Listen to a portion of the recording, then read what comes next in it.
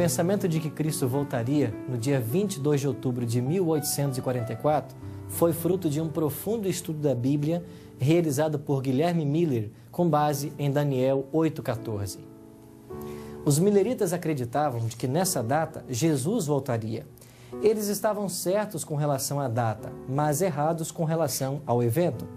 A purificação do santuário, do qual fala o profeta Daniel, não seria a volta de Cristo à terra, mas o início de uma nova fase no santuário celestial. A compreensão desses temas tornou-se mais claro no dia imediato ao desapontamento, ou seja, o dia 23 de outubro, com a famosa visão de Irã Edson. Em nosso estudo de hoje, vamos aprender a respeito da doutrina do santuário e de como os milleritas chegaram à correta interpretação de Daniel 8,14.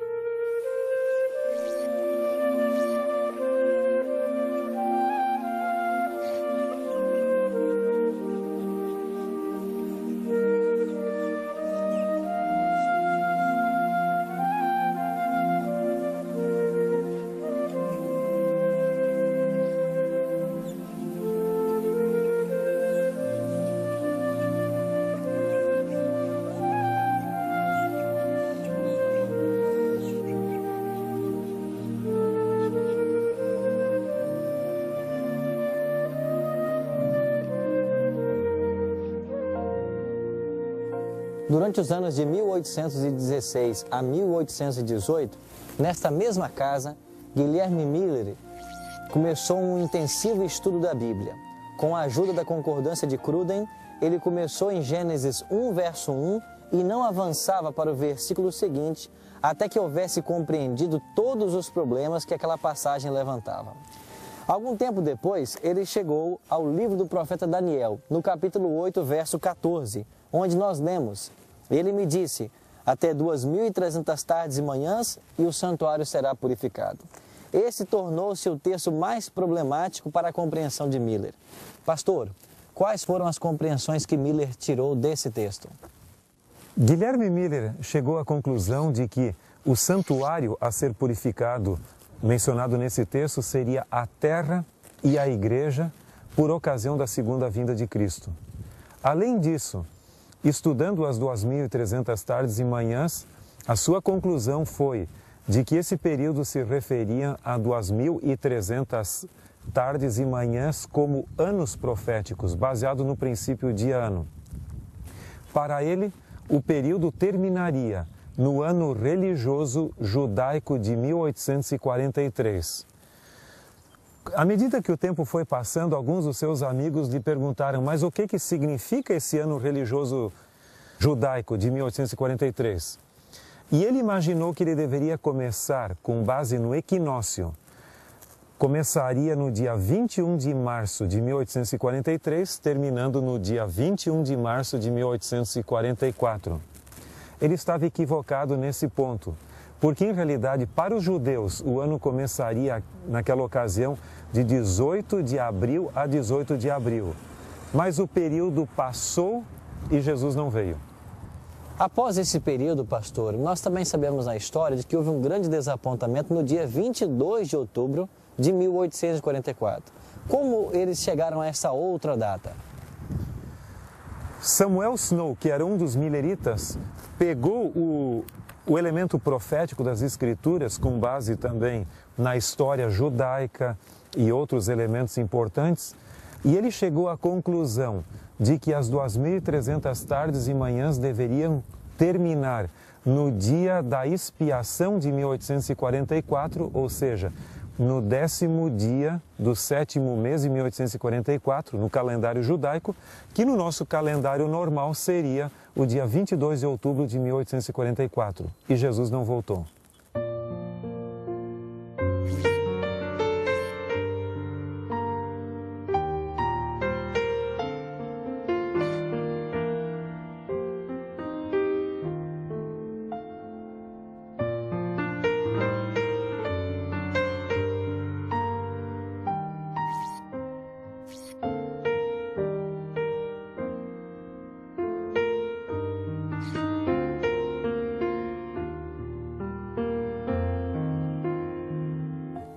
O que aconteceu então logo depois desse grande desapontamento?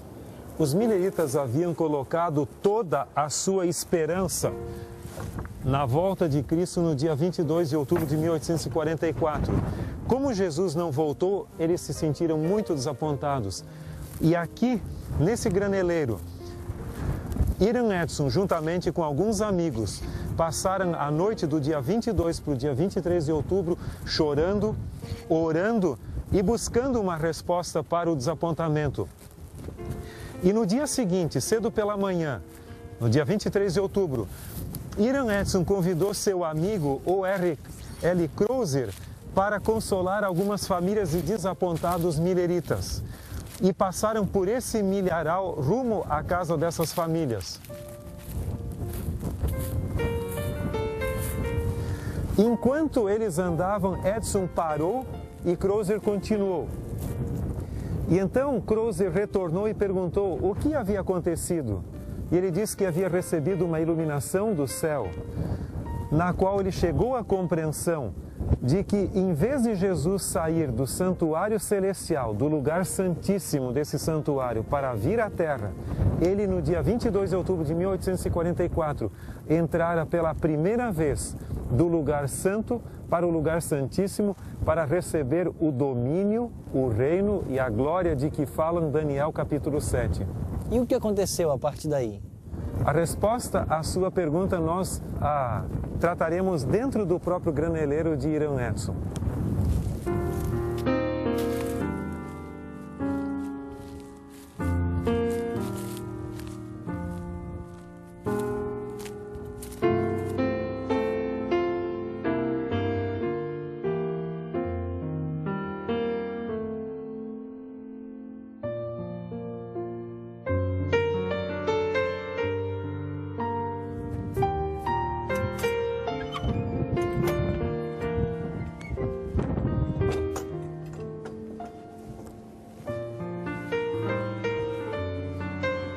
Pastor Arilton, essa revelação que Hiram Edson recebeu no milharal ali foi significativa para desencadear um processo de estudo da Bíblia. Nesse local, Hiram Edson, Crozier e o Dr. Franklin Hahn começaram um processo de investigação das Escrituras para encontrar uma explicação exata para o que deveria acontecer em relação com o santuário. Porque o texto de Daniel 8,14 dizia para eles que até 2.300 tardes e manhãs o santuário será purificado. E eles interpretavam esse texto originalmente como sendo o santuário desta terra, ou da igreja, a ser purificado pela segunda vinda de Cristo. Mas com esse insight, ou que como nós cremos hoje até uma visão, bem breve, ele compreendeu que isso não se referia a esta terra, mas o santuário celestial, de que fala o livro de Hebreus. E estudando atentamente o conteúdo do livro de Hebreus, este trio, ele compreendeu de que realmente há um santuário literal no céu. E que esse santuário possui dois compartimentos, um lugar santo e um santíssimo, assim como o da terra. Porque ele foi feito como figura e sombra, o da terra, como figura e sombra do celestial. Além disso, o termo grego para santuário no livro de Hebreus é plural, que poderia ser traduzido como lugares santos. E no livro do Apocalipse existem alusões à mobília de ambos os compartimentos referindo-se ao celestial. Portanto, eles chegaram a essa conclusão pelo estudo da Bíblia.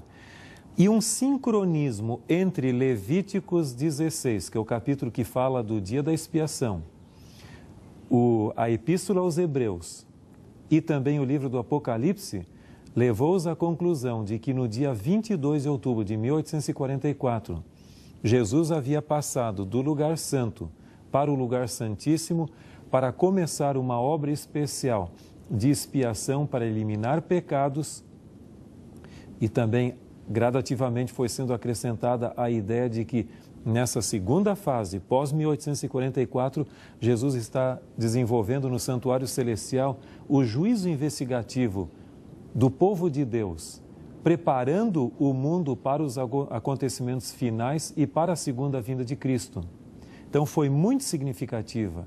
Eles chegaram à conclusão de que o santuário realmente era a base da compreensão do plano da salvação, que começa com Jesus morrendo na cruz do Calvário e sua ministração no santuário celestial. E a última fase, a fase do juízo investigativo pré-advento, como nós conhecemos. O resultado, ou seja, as ideias embrionárias ainda, foram publicadas num periódico chamado The Day Dawn, que foi publicado aqui perto, em Canandaigua, no ano de 1845, mais precisamente no mês de março. Mas as ideias ainda eram bem simples, não eram tão desenvolvidas. A ideia plena, madura do santuário, desse grupo de estudos, saiu nesse periódico que eu tenho aqui em mãos, The Day Star, uma edição extra, que foi publicada em Cincinnati, no dia 7 de fevereiro de 1846. Aqui, Crozer, que foi o relator do grupo, porque ele era um estudante de teologia, ele colocou as bases do que se tornaria a compreensão adventista do santuário. Pastor, não seria a doutrina do santuário apenas uma racionalização por causa do desapontamento que eles haviam enfrentado? Esta é a teoria que a forma como alguns interpretam a questão do santuário. Mas se nós estudarmos a Bíblia, nós vamos ver que a doutrina do santuário, tão esquecida dentro do mundo cristão, tem uma base muito sólida, começando com o livro do Gênesis e terminando no Apocalipse. Você vai ver que começa com os altares do período patriarcal, depois você tem o tabernáculo do Sinai. Os altares ilustravam mais a ideia do sacrifício de Cristo. Mas o tabernáculo já, além do sacrifício, porque nele havia o altar de sacrifícios também, ele ilustrava também o ministério sacerdotal de Cristo, que ele haveria de desenvolver no céu. O Templo de Jerusalém depois ampliou a ideia ainda um pouco mais e, finalmente, esse tipo, essa sombra, ou seja, essa ilustração do Antigo Testamento foi se materializando na morte de Cristo na cruz do Calvário, que é o centro da história da salvação, e na ministração no santuário celestial. Para muitos cristãos, Jesus parece que após a sua morte e antes de sua segunda vinda, ele está em uma grande férias no céu, aguardando o momento de sua segunda vinda. Mas a Bíblia nos diz que ele está intimamente relacionado com a aplicação dos méritos de sua salvação para os seres humanos. Isso é muito importante. Essa segunda fase de um juízo pré-advento investigativo tem uma sólida base em Daniel capítulo 7, versos 9 a 14, também em Daniel 8, versos 9 a 14, e você tem uma confirmação no próprio livro do Apocalipse, onde você tem uma ideia, principalmente no capítulo 11, verso 1, que fala: medir o santuário, o altar e os adoradores do santuário. Você vai ver que na parábola de Mateus 22, fala de um exame dos convidados à festa, antes do início realmente dessa festa, ou da ceia das bodas ali, um exame prévio. Você tem vários outros textos também. O próprio peitoral que o sumo sacerdote usava era chamado de peitoral do juízo. Mas você vai ver que chega um ponto no livro do Apocalipse, capítulo 11, verso 19, que nos diz que o santuário no céu foi aberto e foi vista ali a Arca da Aliança. Ou seja, você vê uma transição no momento em que o lugar santíssimo é aberto. É certo que há muitas outras ideias correlacionadas, mas há um fio condutor na Bíblia do tema do santuário de Gênesis Apocalipse, que, se for bem compreendido e sistematizado, nós podemos ter uma outra visão do que Cristo está fazendo pela nossa salvação. Mas, pastor, quais seriam os benefícios pessoais que nós podemos hoje usufruir da intercessão de Jesus em um santuário celestial? A morte de Cristo na cruz foi o centro da salvação. Mas eu também posso ter uma visão completamente mais ampla e significativa do que Cristo fez pela nossa salvação, se eu puder compreender que ainda hoje Ele está preocupado por mim.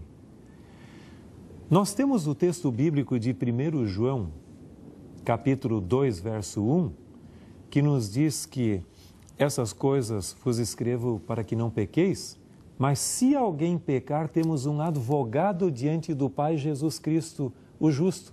Não é uma promessa maravilhosa essa? E nós temos um outro texto também em Hebreus, capítulo 4, e os versos 14 a 16, que nos ajudam a compreender o significado do que Jesus está fazendo pela nossa salvação hoje. Hebreus 4, 14 a 16. Tendo, pois, a Jesus, o Filho de Deus, como grande sumo sacerdote que penetrou os céus, conservemos firmes a nossa confissão, porque não temos um sumo sacerdote que não possa se compadecer de nossas fraquezas. Antes foi ele tentado em todas as coisas, à nossa semelhança, mas sem pecado. Acheguemo-nos, portanto, confiadamente junto ao trono da graça, a fim de recebermos misericórdia e acharmos graça para socorro em ocasião oportuna. Todos passam por problemas existenciais, uns mais, outros menos. Onde o texto bíblico nos diz que devemos buscar socorro para os nossos problemas? No trono da graça, onde Jesus ministra a nosso favor. Então, pode o mundo cair, pode surgir problemas. Nós temos alguém que está lutando pela nossa salvação e pelo nosso bem-estar. A compreensão do santuário celestial abre para nós uma visão bem mais ampla e significativa do grande amor de Deus pela nossa salvação e por nós como indivíduos também. A Igreja Adventista se distingue dos movimentos religiosos por não ficar apenas no Calvário, mas nós cremos de que após a morte e ressurreição de Cristo, Ele ascendeu ao santuário celestial. Lá deu início à primeira fase do seu ministério. Após o dia 22 de outubro de 1844, Jesus deu início a uma nova fase do seu ministério e nessa nova fase, Ele passa agora a julgar os habitantes da terra. O livro do profeta Daniel nos diz que o juízo é a favor dos santos. Logo, esta é uma excelente notícia. Jesus hoje, nesse exato momento, está trabalhando para o benefício da nossa salvação. Não gostaria você de confiar o seu caso a este advogado maravilhoso que nunca perdeu uma causa, por certo também será vitorioso para todos nós. Após haver compreendido mais claramente o trabalho de Jesus em meu favor no santuário celestial, decido hoje aceitar o Senhor Jesus como meu único mediador no santuário celestial e suplicar a Ele que interceda junto ao Pai em meu favor, que me defenda e me cubra com os méritos de seu sangue e, finalmente, que me ajude a ser um fiel súdito de seu reino, porque o grande desejo da minha vida é ser aprovado no juízo pela graça de Deus.